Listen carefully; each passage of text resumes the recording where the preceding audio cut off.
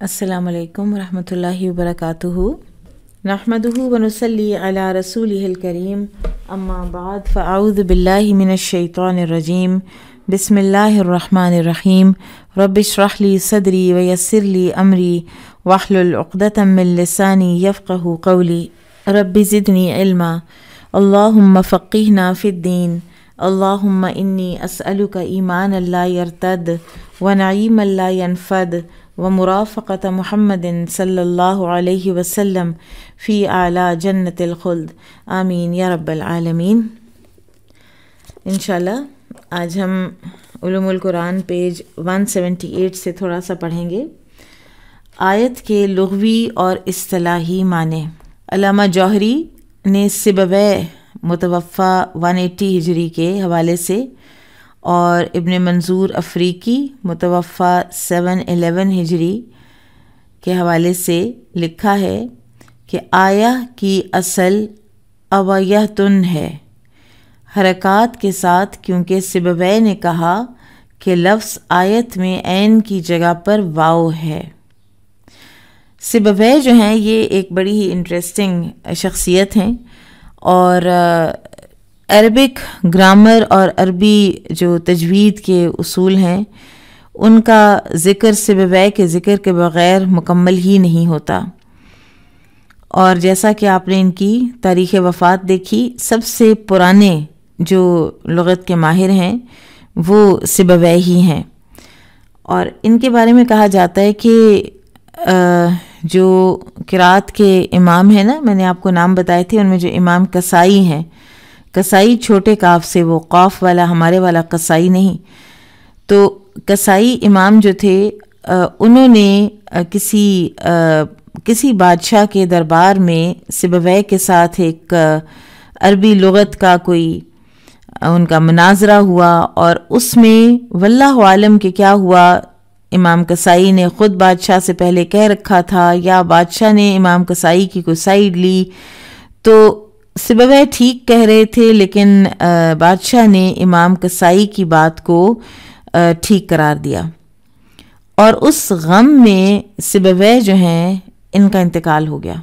और उसके बाद सिबवै के जो शागिर्द थे उन्होंने इमाम कसाई के आगे कुछ ऐसे सवालात रखे कि जिनका फिर इमाम कसाई जवाब न दे सके और बाद में फिर वो कहा करते थे, उनको नदामत थी इस बात पर कि उनकी साइड ली गई, वल्लाहु आलम। लेकिन बहरहाल ये जो कहानी है ये तारीख़ में मिलती है हमें। तो इब्न मंजूर ने लिखा है कि अब्दुल्ला बिन बरी जो 582 में वफ़ात पाए, उन्होंने कहा कि सिबवै ने ये नहीं कहा कि आया के ऐन की जगह पर असल में वाव है जैसा कि जौहरी ने ज़िक्र किया है, बल्कि उसने ये कहा है कि आया की असल अयतन है जैसा कि असल अजीजतुन बरवज़ल फ़ालतुन है और या साकिन को अलिफ में बदल दिया गया है।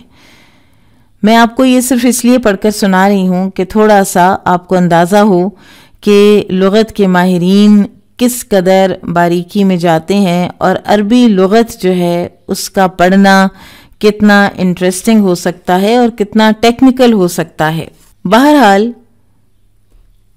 पेज 180 पर देखिए आखिर में कि आयत की तारीफ़ ये है कि ये मुख्तलिफ जुमलों से मुरक्कब कुरान का वो हिस्सा है जो मुब्दा और मुत्तला रखता हो, यानी इसकी इब्तिदा और इख्तिताम मालूम हो, अगरचे उसका मुरक्कब होना तकदीरी हो, यानी जुमले का एक जुज़ महज़ूफ़ हो और वो किसी सूरत में शामिल हो।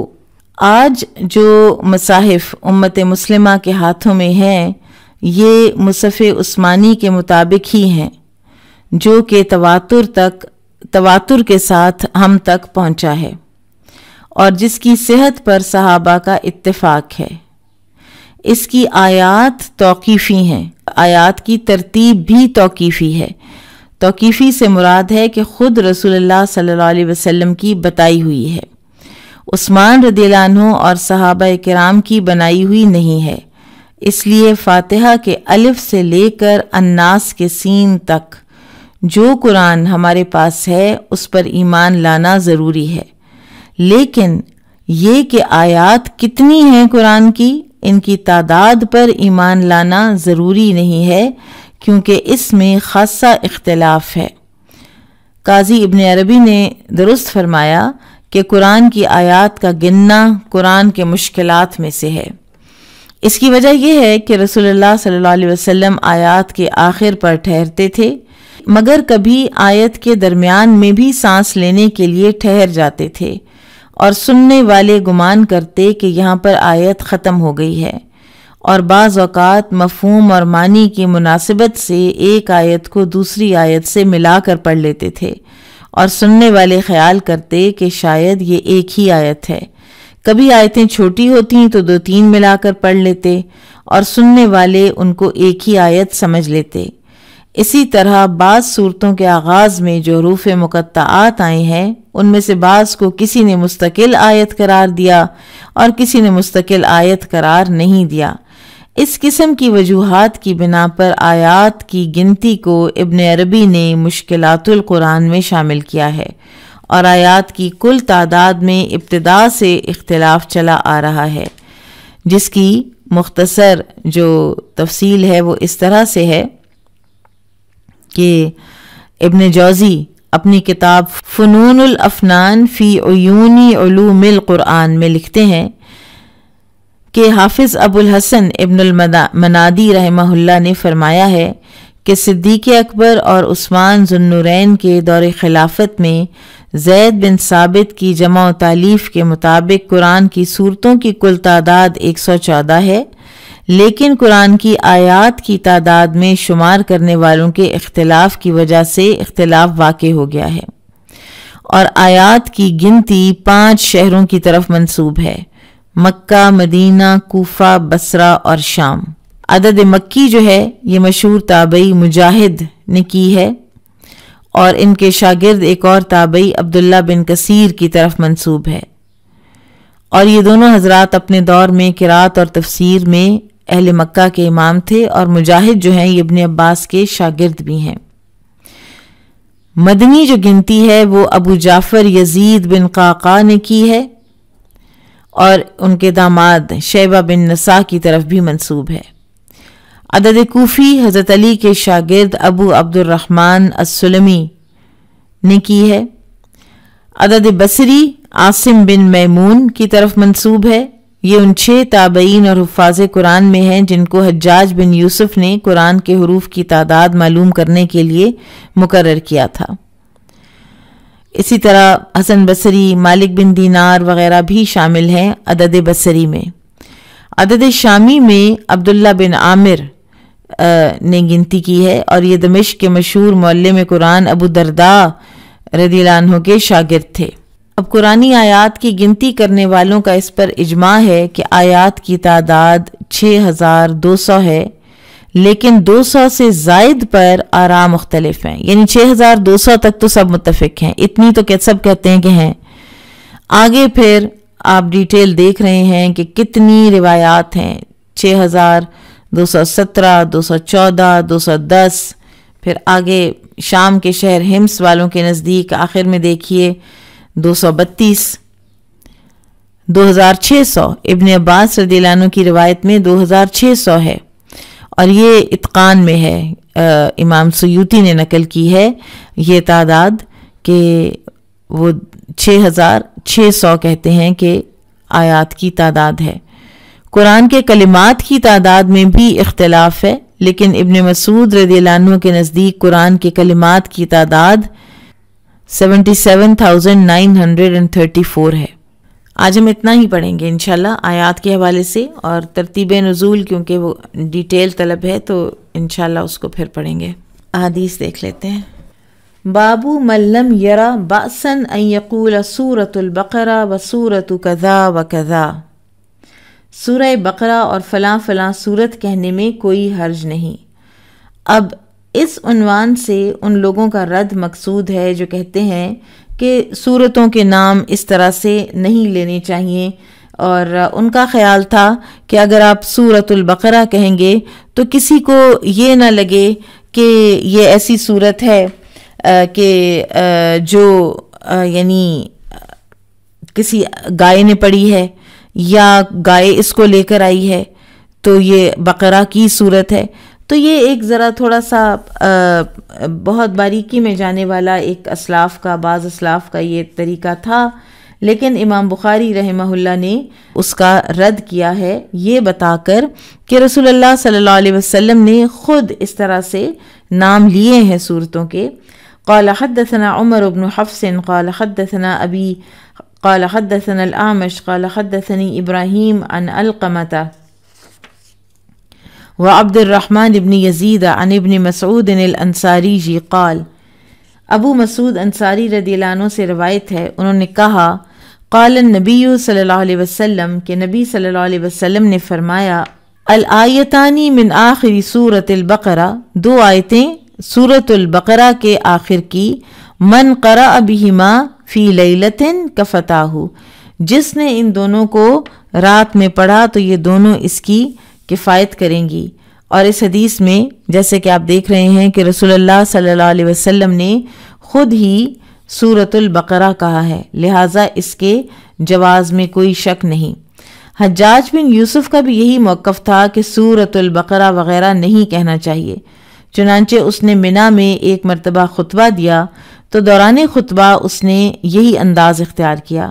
تو ابراہیم نخعی رحمہ اللہ نے جب سنا تو انہوں نے ابن مسعود رضی اللہ عنہ سے مروی ایک حدیث بیان کر کے اس اسلوب کی تردید کی کہ سورۃ البقرہ، سورۃ آل عمران وغیرہ کہا جا سکتا ہے، اس میں کوئی حرج نہیں ہے اور اس میں کسی قسم کی ناپسندیدگی والی بات نہیں ہے. قال حدثنا ابو الیمانی قال اخبرنا شعیب عن الزہری قال اخبرنی عروۃ بن الزبیر عن حدیث المسور بن مخرمۃ وعبد الرحمن بن عبد القاری انہما سمعا عمر بن الخطاب رضی اللہ عنہ یقول، عمر رضی اللہ عنہ سے روایت ہے انہوں نے کہا، سمعت ہشام بن حکیم بن حزام یقرأ سورۃ الفرقان، کہ میں نے سنا ہشام بن حکیم بن حزام کو وہ سورۃ الفرقان پڑھ رہے تھے. تو یہاں پر اب یہ حدیث دوبارہ آئی ہے اور صرف اس وجہ سے آئی ہے کہ امام بخاری یہ ثابت کر رہے ہیں کہ حضرت عمر رضی اللہ تعالیٰ عنہ نے سورۃ الفرقان کہا تھا، تو ایسا کہنے میں کوئی حرج نہیں ہے. فی حیات رسول اللہ صلی اللہ علیہ وسلم، رسول اللہ صلی اللہ علیہ وسلم کی زندگی میں، فاستمعت لقراءتہ، تو میں نے اس کی قرات کو غور سے سنا، فاذا هو يقرؤها على حروف كثيرة، تو وہ تو اس کو بہت سے ایسے طریقوں سے پڑھ رہا تھا، لم یقرئنیہا رسول اللہ صلی اللہ علیہ وسلم، جو رسول اللہ صلی اللہ علیہ وسلم نے مجھے نہیں پڑھائے تھے. فکدت اصابرہ فی الصلاۃ، قریب تھا کہ میں نماز ہی میں انہیں پکڑ لیتا. فانتظرتہ حتی سلم فلببتہ فقلت، تو میں نے انتظار کیا جب تک کہ اس نے سلام پھیرا اور پھر میں نے ان کے گلے میں چادر ڈالی اور اس کو میں نے کھینچا اور اس کو میں نے کہا، فقلت، میں نے کہا، من اقرأک هذه السورة التي سمعتک تقرأ، کہ تجھے یہ سورت کس نے پڑھائی جو میں نے تجھے پڑھتے سنی؟ قال، تو اس نے کہا، اقرأنیہا رسول اللہ صلی اللہ علیہ وسلم، اس کو اسی طرح مجھے پڑھایا ہے رسول اللہ صلی اللہ علیہ وسلم نے خود. فقلت لہ، تو میں نے اس کو کہا، کذبت، تو نے جھوٹ بولا، تم غلط بیانی کر رہے ہو، یا پھر یہ کہ تمہیں ٹھیک سمجھ نہیں آئی بات کی. فواللہ ان رسول اللہ صلی اللہ علیہ وسلم لہو اقرأنی هذه السورة التي سمعتک، اللہ کی قسم خود رسول اللہ صلی اللہ علیہ وسلم نے مجھے بھی یہ سورت پڑھائی ہے جو میں نے تجھ سے سنی ہے. فانطلقت به الى رسول اللہ صلی اللہ علیہ وسلم، تو میں انہیں چلا اس کے ساتھ رسول اللہ صلی اللہ علیہ وسلم کی طرف، اقودہ، میں کھینچ رہا تھا اسے. فقلت، تو میں نے کہا، یا رسول اللہ، اے اللہ کے رسول، انی سمعت ھذا یقرأ سورۃ الفرقان علی حروف لم تقرئنیھا، تو میں نے عرض کی کہ یا رسول اللہ، میں نے خود سنا ہے کہ یہ شخص سورۃ الفرقان کو ایسی قرات میں پڑھ رہا تھا جس کی تعلیم آپ نے مجھے نہیں دی. وَإِنَّكَ أَقْرَأْتَنِي سورۃ الفرقان، اور حالانکہ آپ ہی نے خود مجھے سورۃ الفرقان پڑھائی ہے۔ فقال، تو آپ صلی اللہ علیہ وسلم نے فرمایا، یا ہشام اقرأھا، اے ہشام تم یہ سورت پڑھ کر سناؤ۔ فقرأھا القراءۃ التي سمعتہ، تو ہشام نے اسی طرح پڑھ کے سنا دی جیسی میں نے سنی تھی۔ فقال رسول اللہ صلی اللہ علیہ وسلم ھکذا انزلت، تو رسول اللہ صلی اللہ علیہ وسلم نے فرمایا ایسے ہی یہ نازل ہوئی۔ ثم قال اقرأ یا عمر، پھر آپ صلی اللہ علیہ وسلم نے فرمایا پڑھو اے عمر۔ فقرأتها التي اقرأنیھا، تو میں نے پڑھ کے سنایا جیسے آپ صلی اللہ علیہ وسلم نے مجھے سکھایا تھا۔ فقال رسول اللہ صلی اللہ علیہ وسلم ھکذا انزلت، تو آپ صلی اللہ علیہ وسلم نے اس پر بھی کہا ایسے ہی یہ نازل ہوئی ہے۔ ثم قال رسول اللہ صلی اللہ علیہ وسلم ان القرآن انزل على 7 احرف فاقرؤوا ما تيسر منه، کہ بلا شبہ قرآن کریم 7 حروف پر نازل ہوا ہے، اس لیے تمہیں جو آسان ہو اس کے مطابق پڑھو۔ قال حدثنا بشر بن آدم قال اخبرنا علی بن مسہر قال اخبرنا ہشام عن ابیہ عن عائشة رضی اللہ عنہا قالت سمع النبی صلی اللہ علیہ وسلم قارئا يقرأ من الليل في المسجد فقال يرحمه الله لقد أذكرني كذا وكذا آية أسقطتها من سورة كذا وكذا۔ عائشہ رضی اللہ عنہ سے روایت ہے، انہوں نے کہا کہ نبی صلی اللہ علیہ وسلم نے ایک قاری سے سنا جبکہ وہ رات کے وقت مسجد میں قرآن پڑھ رہا تھا۔ آپ صلی اللہ علیہ وسلم نے فرمایا اللہ تعالیٰ اس پر رحم کرے، اس نے مجھے فلاں فلاں آیت یاد دلا دی جو میں فلاں فلاں سورت سے چھوڑ گیا تھا۔ تو لہٰذا سورتوں کے نام رکھنا اور سورتوں کے نام بولنا سنت سے ثابت ہے، اس میں کوئی حرج نہیں ہے۔ باب الترتیل فی القراءۃ، قرآن مجید کو خوب ٹھہر ٹھہر کر پڑھنا۔ وقولہ تعالی ورتل القرآن ترتیلا، وقولہ تعالی وقرآنا فرقناہ لتقرأہ علی الناس علی مکث، وما یکرہ ان یہذ کہذ الشعر یفرق یفصل، قال ابن عباس فرقناہ فصلناہ۔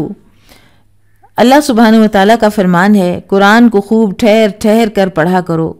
پھر اللہ تعالیٰ نے یہ بھی فرمایا کہ ہم نے قرآن کو موقع بموقع الگ الگ کر کے نازل کیا ہے تاکہ آپ اسے وقفے وقفے سے لوگوں کو پڑھ کر سنائیں، اور مکروہ ہے، ناپسندیدہ ہے کہ قرآن کریم کو شعروں کی طرح جلدی جلدی پڑھا جائے۔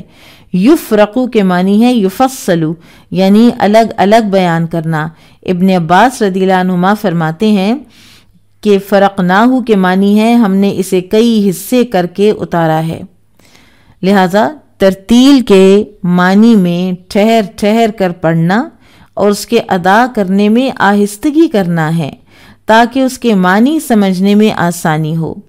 اور ترتیل میں جو امور داخل ہیں وہ یہ ہیں، نمبر 1 کسی کلمے کو سہولت اور حسن تناسب کے ساتھ ادا کرنا۔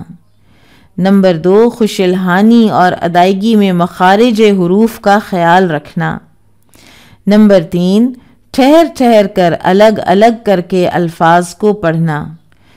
اس طرح پڑھنے کا فائدہ یہ ہوتا ہے کہ الفاظ کی ادائیگی کے ساتھ ساتھ انسان ان کے معنی پر غور بھی کر سکتا ہے اور یہ معنی ساتھ کے ساتھ دل میں اترتے چلے جاتے ہیں۔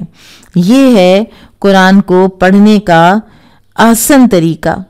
اور کسی کو قرآن کی تعلیم دینے میں بھی اس امر کا خیال ہونا چاہیے کہ ایک ہی دفعہ میں ساری کی ساری انفارمیشن اور ساری کی ساری بات آپ کسی کو دیں گے تو اس کو لے نہیں سکے گا، وہ اس کا متحمل نہیں ہوگا، وہ اس کی سمجھ سے بالا تر ہوں گی بعض چیزیں۔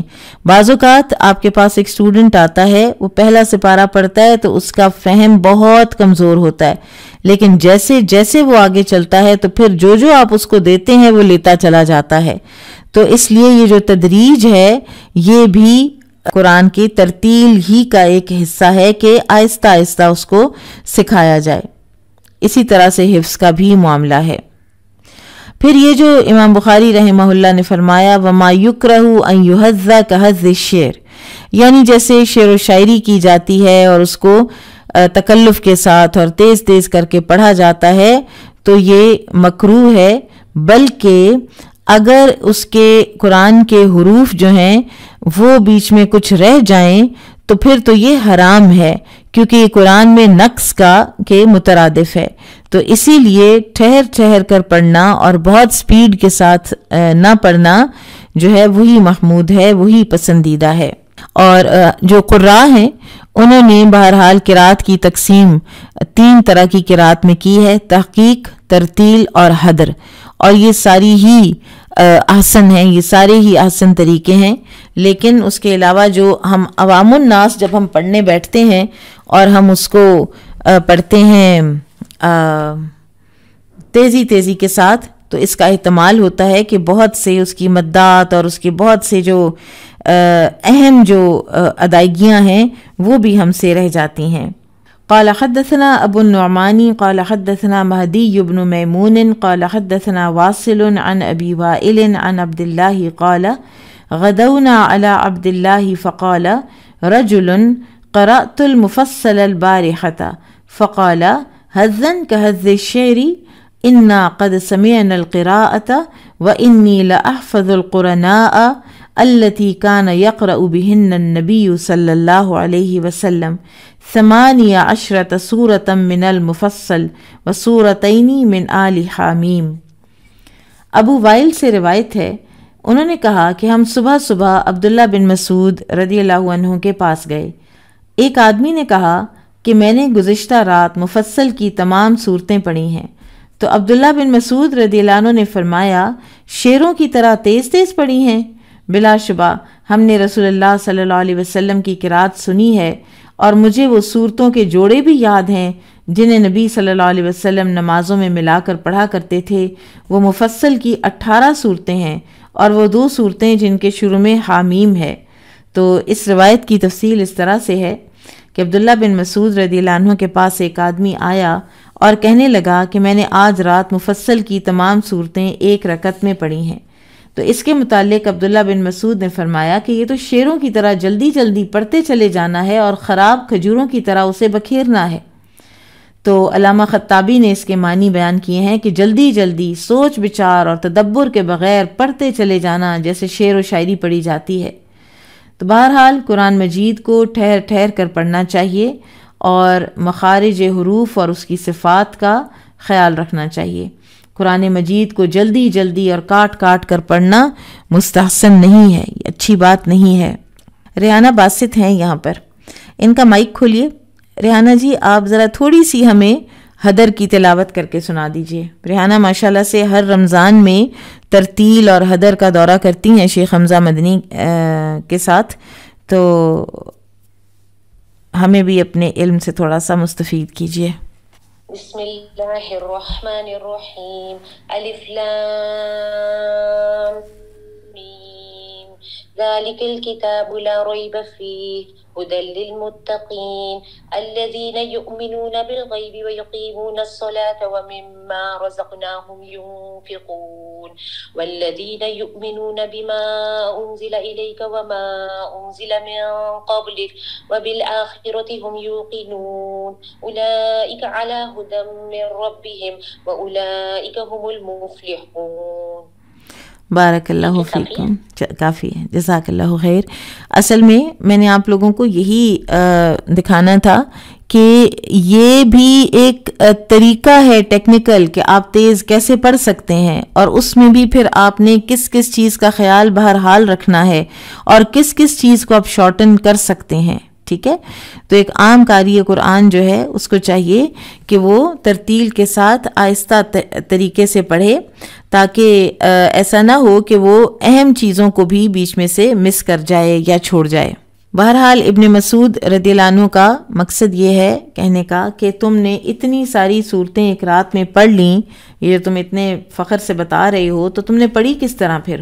قال حدثنا قتيبة بن سعيد قال حدثنا جرير عن موسى بن أبي عائشة عن سعيد بن جبير عن ابن عباس رضي الله عنهما في قوله لا تحرك به لسانك لتعجل به قال كان رسول الله صلى الله عليه وسلم إذا نزل عليه جبريل بالوحي وكان مما يحرك به لسانه وشفتيه وَيَشْتَدُّ عَلَيْهِ وَكَانَ يُعْرَفُ مِنْهُ فَأَنزَلَ اللَّهُ الْآيَةَ الَّتِي فِي لَا أُقْسِمُ بِيَوْمِ الْقِيَامَةِ لَا تُحَرِّكْ بِهِ لِسَانَكَ لِتَعْجَلَ بِهِ إِنَّ عَلَيْنَا جَمْعَهُ وَقُرْآنَهُ فَإِنَّ عَلَيْنَا أَن نَّجْمَعَهُ فِي صَدْرِكَ وَقُرْآنَهُ ثُمَّ إِنَّ عَلَيْنَا بَيَانَهُ فَإِذَا أَنزَلْنَاهُ فَاسْتَمِعْ ثُمَّ إِنَّ عَلَيْنَا بَيَانَهُ قال إن علينا أن نبينه بلسانك قال وكان إذا أتاه جبريل أطرق فإذا ذهب قرأه كما وعده الله۔ ابن عباس رضی اللہ عنہما سے روایت ہے، وہ کہتے ہیں انہوں نے درج ذیل آیت کی تفسیر کرتے ہوئے فرمایا کہ اس وحی کو جلدی جلدی یاد کرنے کی خاطر اپنی زبان کو حرکت نہ دیں۔ جبرائیل علیہ السلام وحی لے کر آتے تو رسول اللہ صلی اللہ علیہ وسلم ان کے ساتھ اپنی زبان اور ہونٹوں کو حرکت دیتے تھے۔ آپ پر یہ معاملہ گراں تھا اور یہ گرانی واضح طور پر معلوم ہوتی تھی، تو اللہ تعالیٰ نے سورہ قیامہ والی مذکورہ آیت نازل فرمائی کہ آپ یاد کرنے کی جلدی میں قرآن کے ساتھ اپنی زبان کو حرکت نہ دیں۔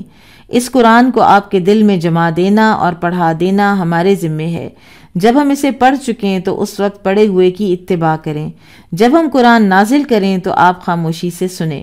ہمارے ذمے اس کا بیان کرنا بھی ہے، یعنی یہ ہماری ذمہ داری ہے کہ آپ کی زبان مبارک سے اس کی وضاحت کریں۔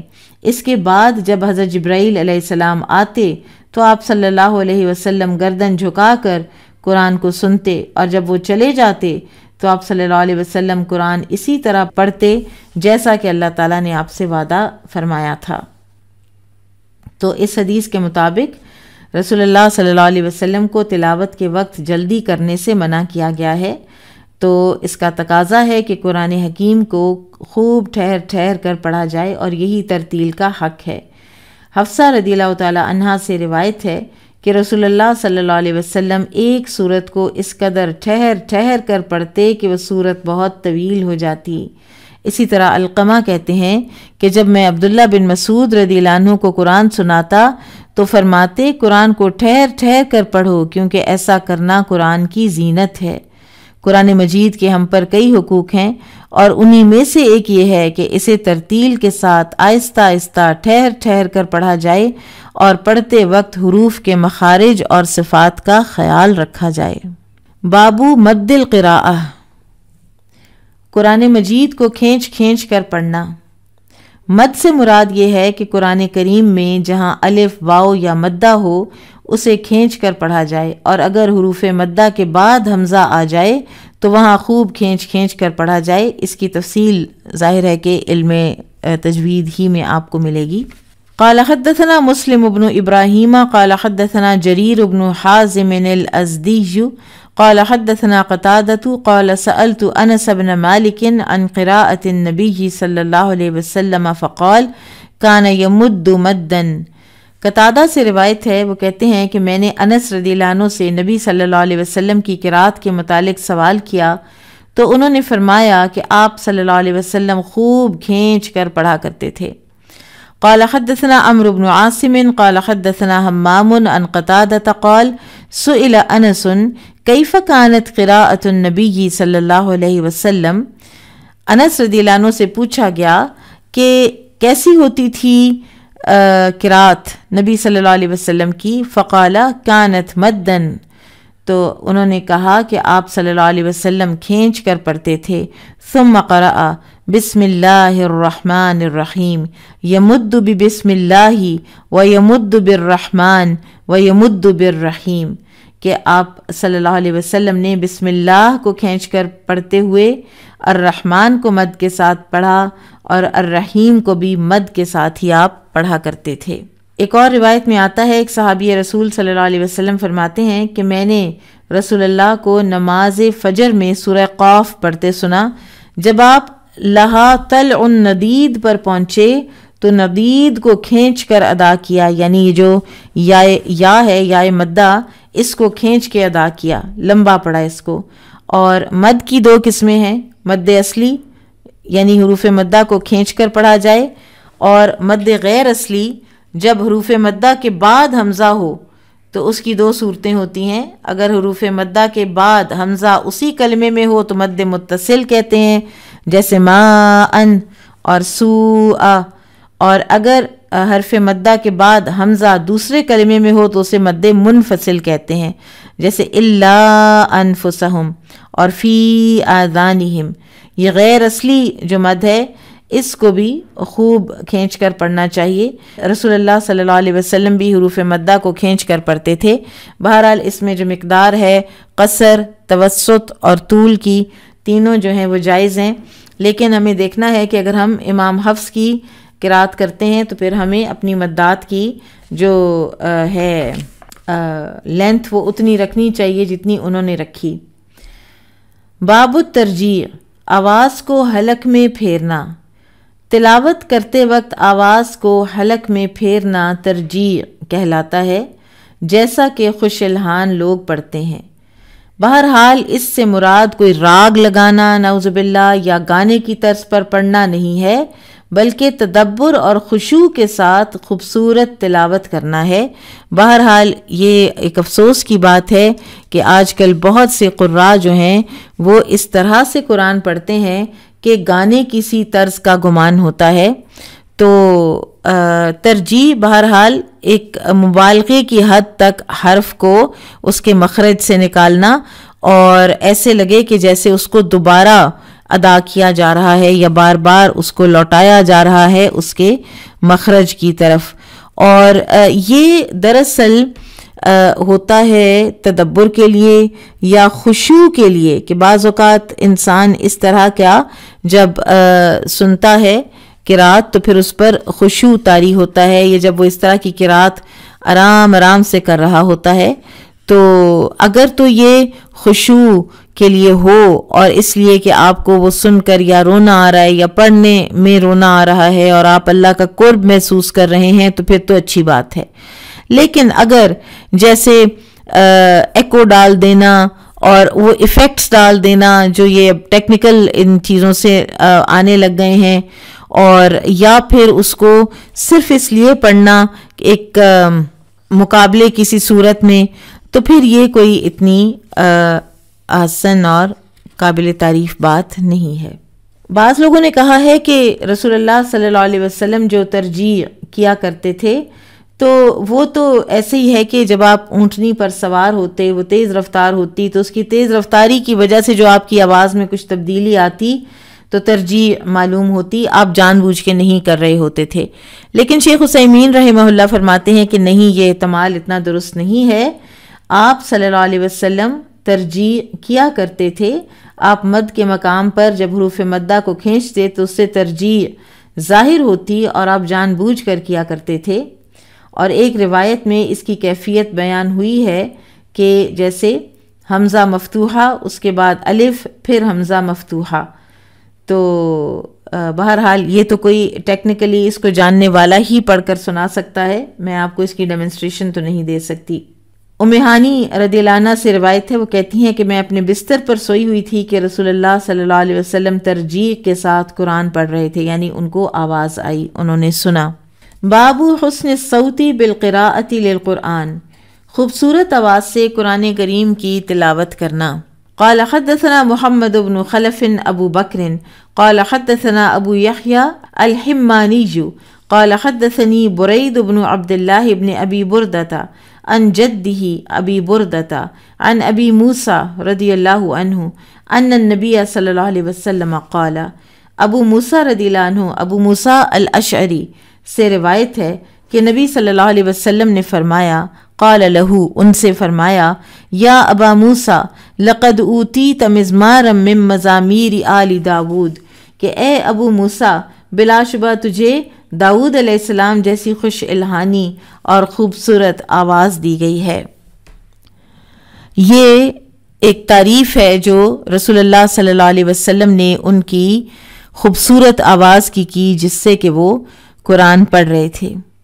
اور یہ جو آپ صلی اللہ علیہ وسلم نے فرمایا من مزامیر آل داود، تو یہ داؤد علیہ السلام کی اپنی جو آواز تھی یہ اس کی بات ہے، کسی آلہ موسیقی کی نعوذ باللہ بات نہیں ہے.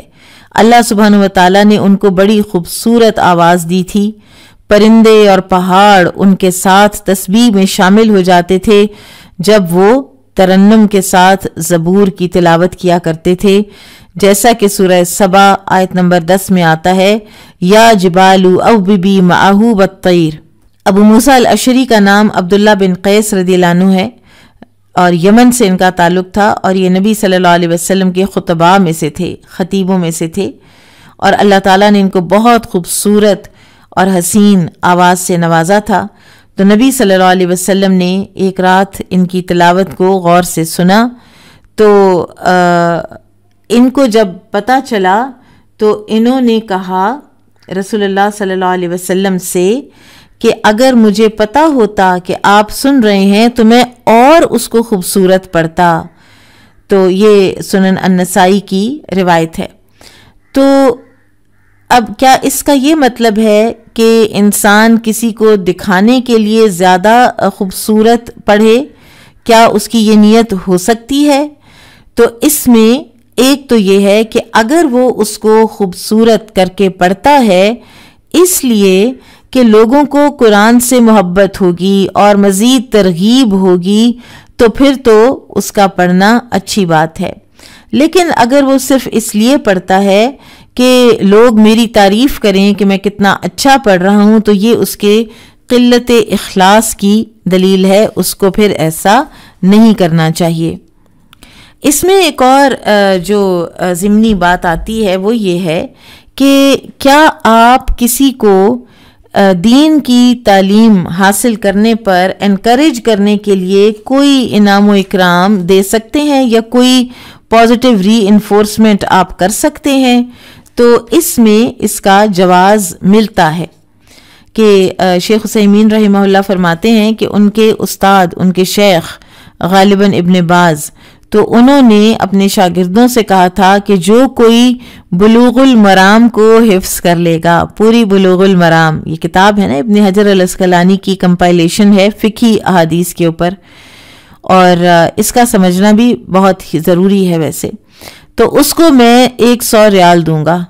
اور ان دنوں میں جب انہوں نے یہ وعدہ کیا تھا تو وہ آج کے کوئی 10,000 ریال کے برابر ہے، اور اس میں آپ یہ کر سکتے ہیں اپنے طالب علم کو شوق دلانے کی خاطر، اسی لیے یہ کوئی پرائزز وغیرہ جو ہیں یہ رکھے جاتے ہیں، اور بہرحال اس میں کوئی شک نہیں ہے کہ اگر اخلاص کمپرومائز ہو رہا ہو تو پھر اس طرح کی نہیں رکھنی چاہیے انکریجمنٹس بھی، لیکن اگر اخلاص کمپرومائزڈ نہیں ہے تو پھر آپ اس طرح کی خاص طور پر بچوں کو نماز پڑھانے کے لیے، قرآن کی طرف راغب کرنے کے لیے آپ پازیٹیو ری انفورسمنٹس ان کو دے سکتے ہیں، اس میں کوئی حرج نہیں ہے۔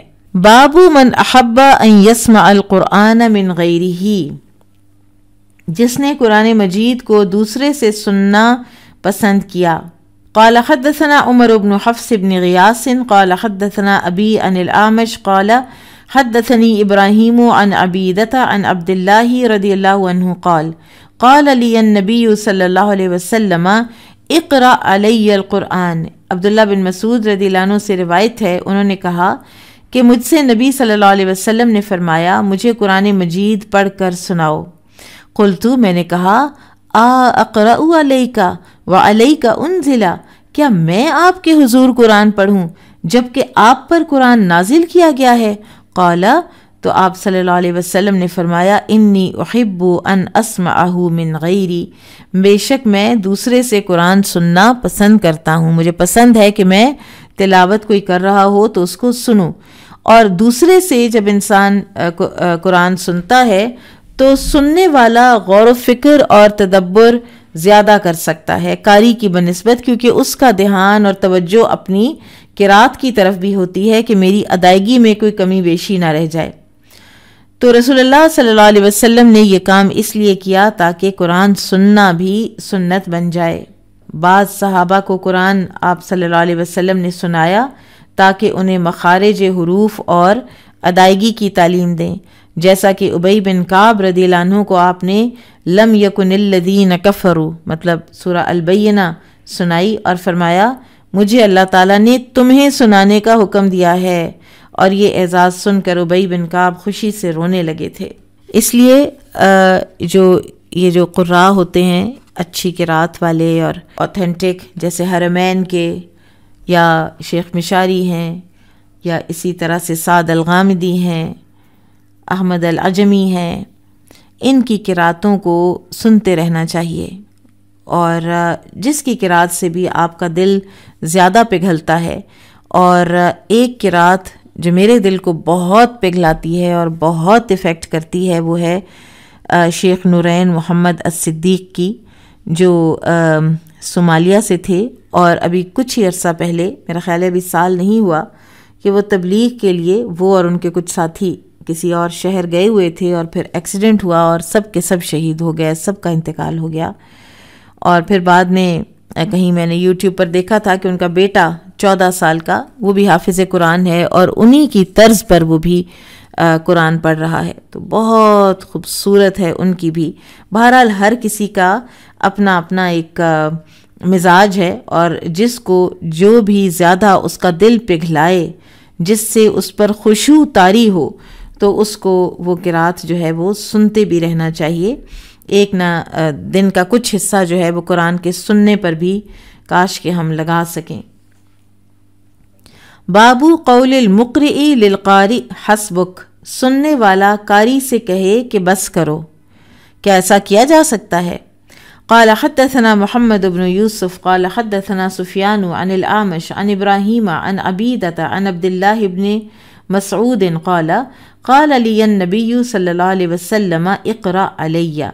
عبداللہ بن مسعود سے روایت ہے، وہ کہتے ہیں کہ مجھے نبی صلی اللہ علیہ وسلم نے فرمایا کہ اے عبداللہ مجھے قرآن سناؤ، مجھے پڑھ کے سناؤ۔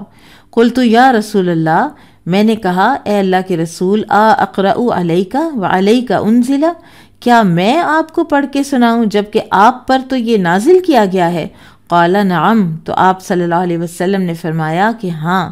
فقرأت سورۃ النساء، تو وہ کہتے ہیں کہ میں نے سورۃ النساء پڑھنی شروع کر دی، حتی اتیت علی ہذہ الآیہ، یہاں تک کہ جب میں اس آیت پہ پہنچا، فکیف اذا جئنا من کل امۃ بشہید وجئنا بک علی ہؤلاء شہیدا، کہ پھر اس وقت کیا کیفیت ہوگی جب ہم ہر امت سے ایک گواہ لائیں گے، اور آپ کو اے رسول صلی اللہ علیہ وسلم ان لوگوں پر گواہ بنا کر لائیں گے۔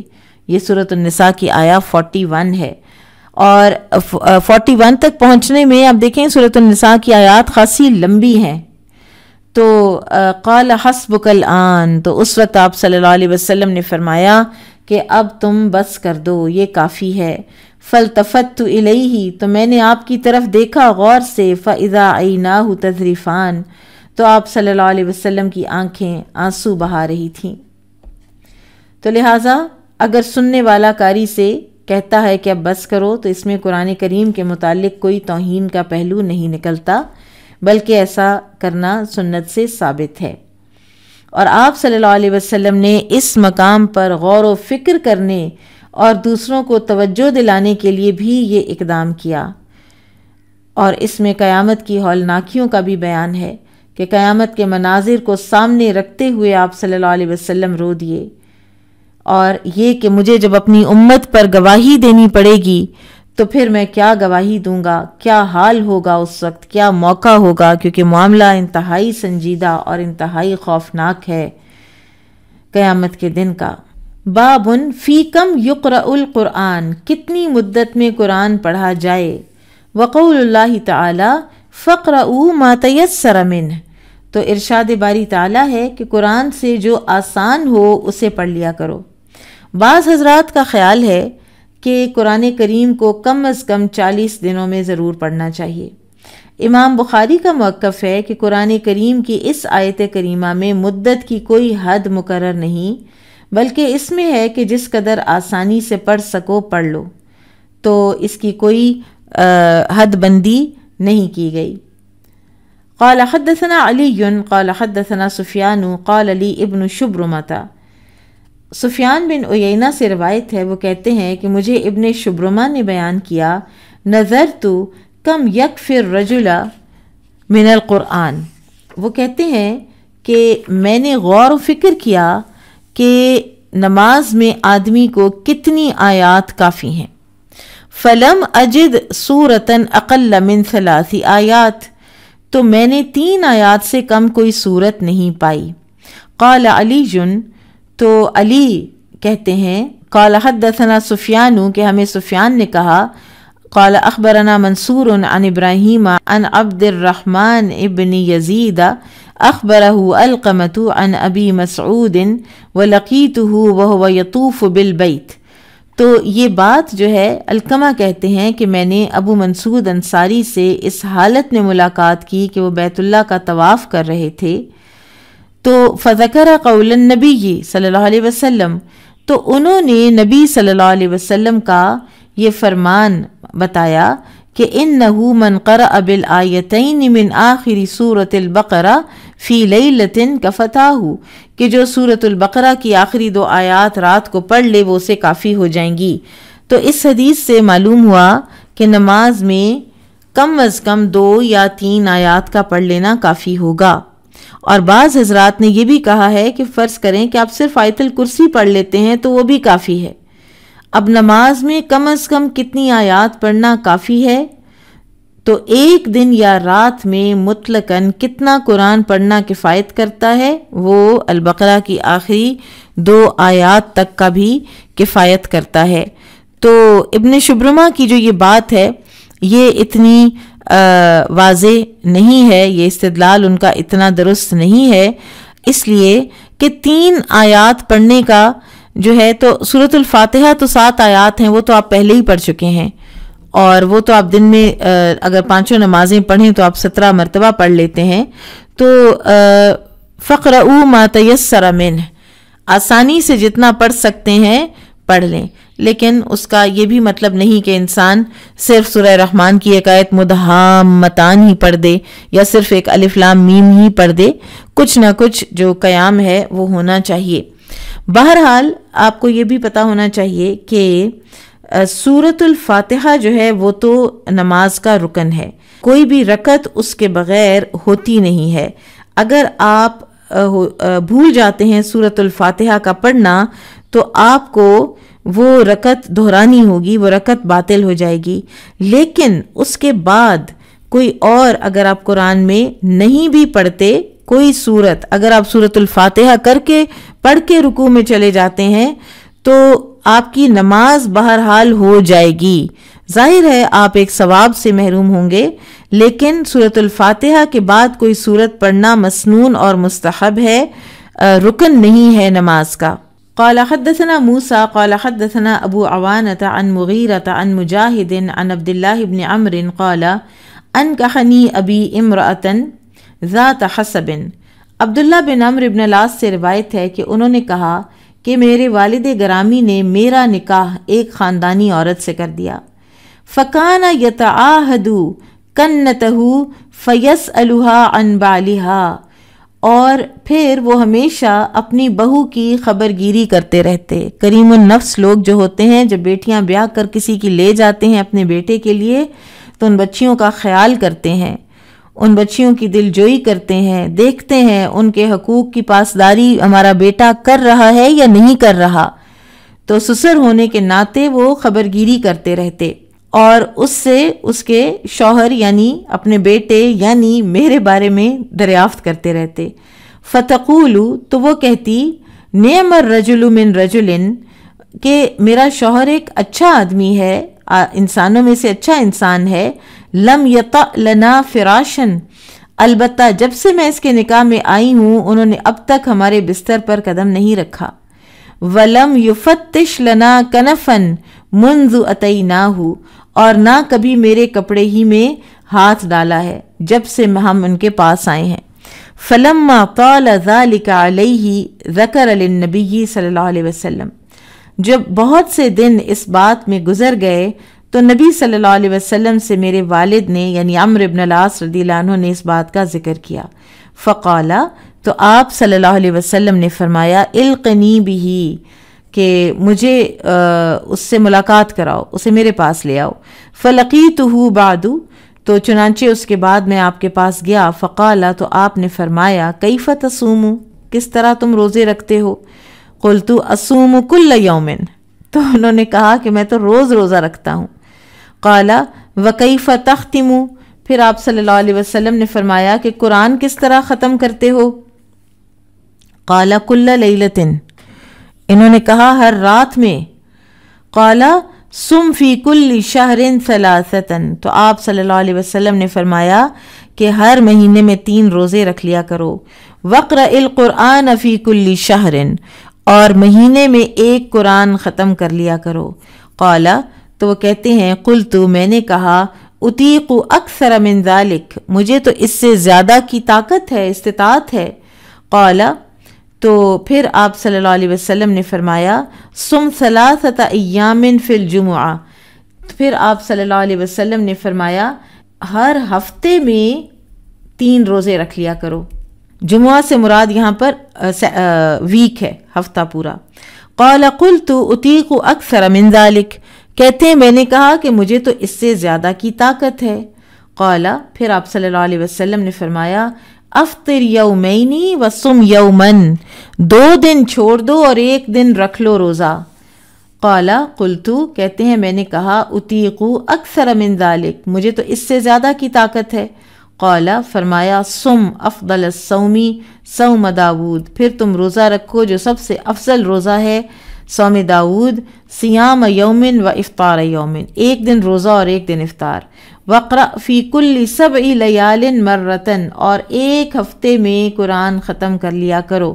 یعنی جب انہوں نے بہت اصرار کیا تو آپ صلی اللہ علیہ وسلم نے پھر ان کو اتنی اجازت دی۔ وذاک انی کبرت وضعفت، تو پھر وہ کہتے ہیں کہ جب میں بوڑھا ہو گیا اور میں کمزور ہو گیا، فکان یقرأ علی بعض اہلہ السبع من القرآن بالنہار، تو پھر وہ کہتے ہیں کہ کاش میں رسول اللہ صلی اللہ علیہ وسلم کی رخصت کو قبول کر لیتا، کیونکہ اب میں بوڑھا اور کمزور ہو گیا ہوں۔ بہرحال عبداللہ بن عمرو رضی اللہ عنہ اپنے گھر کے کسی آدمی کو قرآن مجید کا 7واں حصہ سنا دیتے تھے، اور جو وہ پڑھتے دن کے وقت اس کا دور کر لیتے کہ رات کو پڑھنے میں آسانی رہے۔ والذی یقرؤہ یوردہ من النہار لیکون اخف علیہ باللیل، یعنی جو انہوں نے رات کو پڑھنا ہوتا دن میں اس کی دہرائی کرتے۔ وَإِذَا أَرَادَ أَن يَتَقَوَّى أَفْطَرَ أَيَّامًا وَأَحْصَى وَصَامَ مِثْلَهُنَّ كَرَاهِيَةَ أَن يَتْرُكَ شَيْئًا فَارَقَ النَّبِيَّ صلی اللہ علیہ وسلم علیہ۔ سبحان اللہ۔ اور جب قوت حاصل کرنا چاہتے روزے کے لیے تو چند روزے افطار کر لیتے اور افطار کے دن شمار کر لیتے، پھر ان دنوں کے برابر روزے رکھ لیتے، کیونکہ وہ اس بات کو ناپسند سمجھتے تھے کہ وہ ایسی شے ترک کر دیں جس پر پابندی کرتے ہوئے نبی صلی اللہ علیہ وسلم سے جدائی ہوئی تھی۔ یعنی آپ صلی اللہ علیہ وسلم کے زمانے میں جو نیک عمل کرتے تھے، صحابہ اس بات کو ناپسند کرتے تھے کہ اس نیک عمل کو وہ اپنی ساری زندگی میں پھر چھوڑ دیں، نبی صلی اللہ علیہ وسلم کے بعد بھی۔ تو وہ اینڈ تک اپنی زندگی میں اس بات کو نبھاتے رہے، لیکن ان کو ہوتا تھا کہ کاش میں نے اپنی جوانی میں رسول اللہ صلی اللہ علیہ وسلم کی بات مان لی ہوتی۔ اور وہ بات کیا تھی؟ اصل بات تھی 1 مہینے میں قرآن ختم کرنا اور میکسیمم آلٹرنیٹ ڈیز پہ روزہ رکھنا۔ قال ابو عبداللہ وقال بعضهم فی 3 او فی 7 واکثرهم علی 7۔ ابو عبداللہ امام بخاری کہتے ہیں کہ بعض راویوں نے 3 دن میں اور بعض نے 5 دن میں قرآن ختم کرنے کا ذکر کیا ہے، لیکن بیشتر روایات 7 راتوں میں قرآن ختم کرنے کی ہیں۔ ایک اور روایت میں آتا ہے کہ رسول اللہ صلی اللہ علیہ وسلم نے فرمایا جس نے 3 رات سے کم میں قرآن ختم کیا اس نے قرآن نہیں سمجھا۔ عبداللہ بن مسعود فرماتے ہیں قرآن 7 دن میں ختم کرو اور 3 دن سے کم مدت میں تو ختم نہیں کرنا چاہیے۔ عائشہ رضی اللہ عنہ سے مروی ہے کہ رسول اللہ صلی اللہ علیہ وسلم 3 دن سے کم مدت میں قرآن ختم نہیں کرتے تھے، اور اکثر علماء کا موقف یہی ہے کہ ختم قرآن کے لیے مدت کی کوئی حد مقرر بہرحال نہیں ہے، یہ ہر شخص کے اپنے احوال پر موقوف ہے۔ جو تدبر سے پڑھتا ہے اس کے لیے مستحب ہے کہ وہ اتنی مدت میں ختم کرے کہ اصل مقصد اس کا متاثر نہ ہو، اور جو شخص اہم معاملات یا مصالح میں مشغول ہے تو اس کے لیے اسی قدر مستحب ہے کہ اس کے دینی کاموں میں خلل نہ آئے۔